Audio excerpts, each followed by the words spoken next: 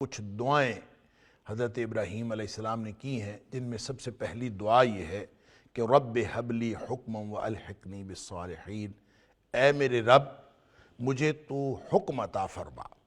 حکم کا معنی ہوتا ہے فیصلہ، تو فیصلہ عطا فرما کا مطلب ہے مجھے قوت فیصلہ عطا فرما۔ رب ہب لی حکمن، اللہ مجھے ایسی صلاحیت عطا کر، ایسی قوت عطا کر کہ میں فیصلہ کر سکوں۔ اور قوت فیصلہ ہونا، ڈیسیژن پاور ہونا، یہ بہت بڑی اللہ کی نعمت ہے، ہر شخص کے پاس نہیں ہوتی۔ حالات جس طرح کے مرضی ہوں، اچھے حالات ہوں یا برے حالات ہوں، جن لوگوں کی قوت فیصلہ مضبوط ہوتی ہے وہ ہر طرح کے حالات میں فوری طور پر بہت اچھے اچھے فیصلے کرتے ہیں۔ یہ سب کچھ اللہ کی ہدایت کے بغیر اور اللہ کی رہنمائی کے بغیر ممکن نہیں ہے۔ اور ابراہیم علیہ السلام جیسا جو جلیل القدر شخص اور وہ ہستی جو اللہ کے، جس کو اللہ نے اپنا خلیل کہا ہے، وَاتَّخَذَ اللَّهُ إِبْرَاهِيمَ خَلِيلًا، اللہ نے ابراہیم علیہ السلام کو اپنا دوست بنایا، اور جو اللہ کا دوست ہو اس کو بھی اللہ کی طرف سے رہنمائی کی ضرورت ہے، اور وہ اللہ کے سامنے عاجزی کا اظہار کر کے اپنے لیے قوت فیصلہ مانگ رہا ہے۔ اب قوت فیصلہ کیا ہوتی ہے؟ فیصلہ کرنے کے لیے سب سے پہلے کسی بھی چیز کے بارے میں علم کا ہونا ضروری ہے۔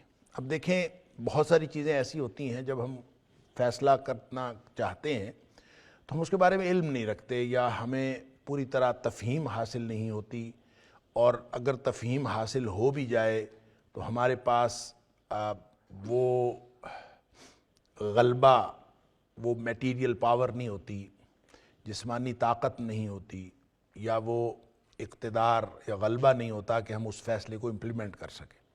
لہٰذا تین چیزیں جو ہیں یہ ہر فیصلے کے، جس نوعیت کا فیصلہ ہوگا اسی نوعیت کے مطابق یہ تین چیزیں بہت ضروری۔ ایک ہے علم، ایک ہے فہم، اور ہے اقتدار اور غلبہ۔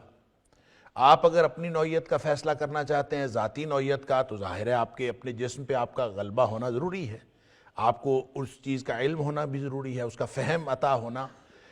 تو یہ تینوں چیزیں اللہ کے ہاتھ میں ہیں۔ اور جیسے اللہ کریم نے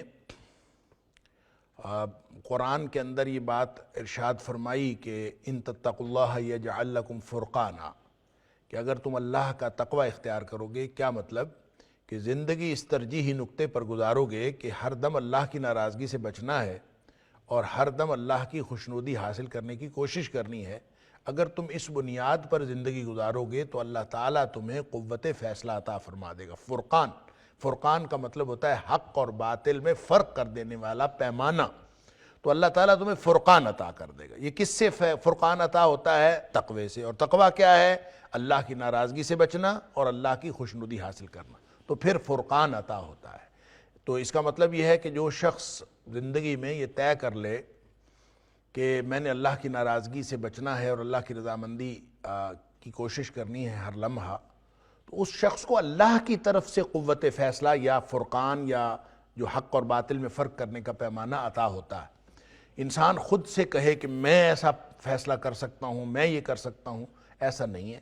تو ایک تو اس کا ٹول جو ہے قوت فیصلہ حاصل کرنے کا، وہ اللہ تعالیٰ کا تقوی ہے، اللہ سے ڈرنا ہے، اور اس کی خوشنودی کو اپنی زندگی کی پہلی ترجیح بنانا ہے۔ اس سے اللہ تعالیٰ حق اور باطل کا پیمانہ عطا فرما دیتا ہے۔ انسان کی بصیرت جو ہے، اس کا آئینہ بصیرت وہ کلیئر ہو جاتا ہے۔ دوسرا اس کا ٹول ایک اور ہے، وہ ہے قرآن۔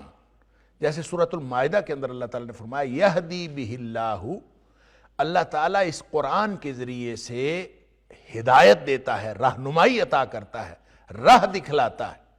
یعنی ہر موقع پر من اتبع رضوانہ، ہر وہ شخص جو اللہ کی خوشنودی کے پیچھے چل رہا ہو، یعنی جس کا مطمع نظر زندگی کا یہ ہو کہ میں نے اللہ کی خوشنودی حاصل کرنی ہے، اس خوشنودی حاصل کرنے کے پیچھے چلنے والا شخص، اللہ کی خوشنودی کے لیے کوشش کرنے والا شخص جب قرآن کے ساتھ جڑتا ہے اس نیت سے، تو اللہ فرماتا ہے کہ اس کے ذریعے سے پھر اللہ تعالیٰ اس کو راستے دکھاتا ہے۔ کس چیز کے؟ سبل السلام، سلامتی کے راستے دکھاتا ہے۔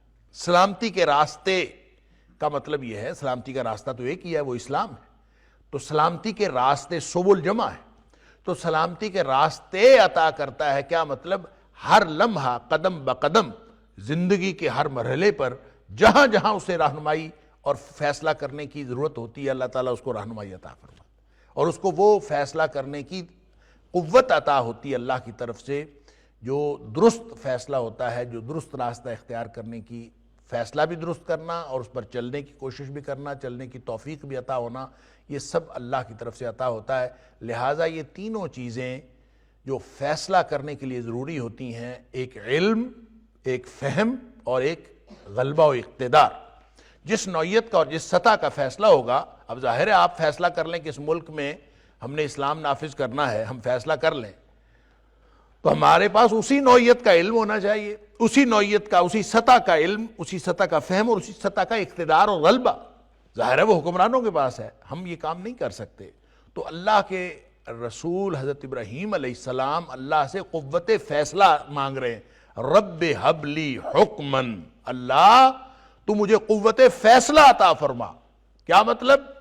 کہ میں اپنے اوپر بھی فیصلہ کر سکوں اور میں اپنے معاشرے کے اوپر بھی فیصلہ کر سکوں، اور یہ جو لوگ میری بات مان نہیں رہے اور عقل ہونے کے باوجود اپنے عقل کو استعمال نہیں کرتے اور بتوں کی پوجا کر رہے ہیں جو نہ نفع دے سکتے ہیں نہ نقصان دے سکتے ہیں، اور پکارنے سے جواب بھی نہیں دیتے، پھر بھی یہ انہی کی پوجا کرتے ہیں، ان کے پاس کسی دلیل کا جواب بھی نہیں ہے، پھر بھی انہی کی پوجا کرتے ہیں، تو اللہ مجھے قوت فیصلہ عطا فرما۔